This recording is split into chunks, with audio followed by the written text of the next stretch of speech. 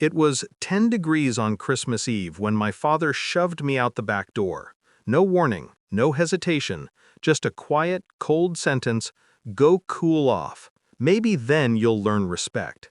The lock clicked behind me before I could exhale. Snow bit into my ankles, frost climbed my spine. And through the dining room window, I watched them.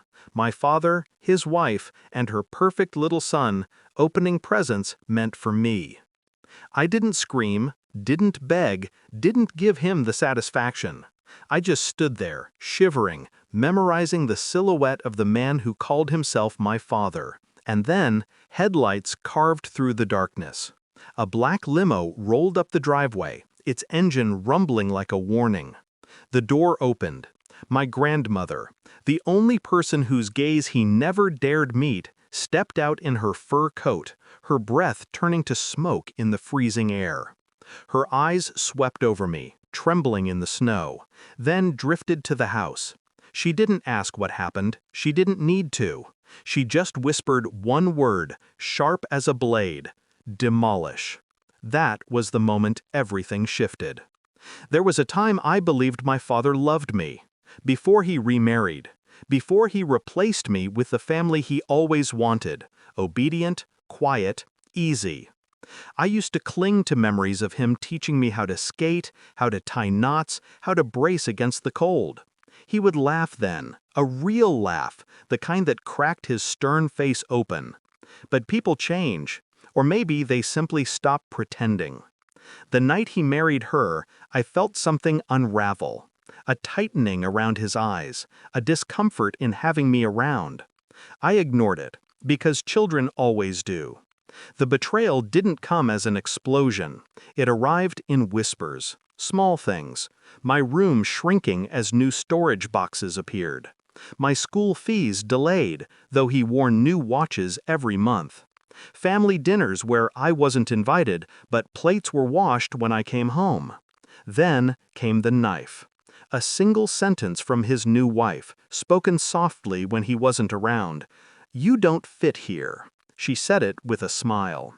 I knew then it wasn't negligence, it was a campaign, and he allowed it. The Christmas Eve incident didn't break me, it carved me into something colder, sharper. As I stood outside that night, staring at my grandmother's face, unreadable, thoughtful, I understood something. Revenge isn't rage. Revenge is patience wearing gloves. I didn't want to scream. I wanted strategy. And my grandmother, she wanted justice. "Come," she said simply, guiding me into the limo. Warmth hit me like a wave.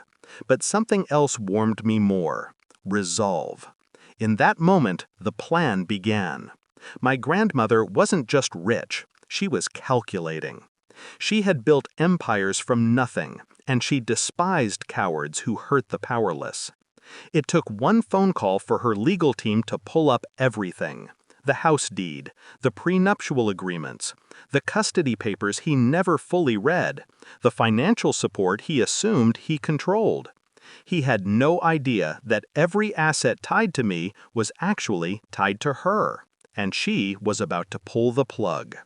I stayed silent through the meetings, silent through the signatures, silent through the review of every petty cruelty he inflicted. My silence scared the lawyers. It certainly would have terrified him, because silence is the sound of someone who is done being a victim. We returned to the house at dawn. He opened the door, still in his robe, fake concern plastered on his face. "Where were you?" he asked. "We were worried." Lies. Practiced. Smooth. I stepped aside so he could see the convoy of black SUVs pulling in behind us.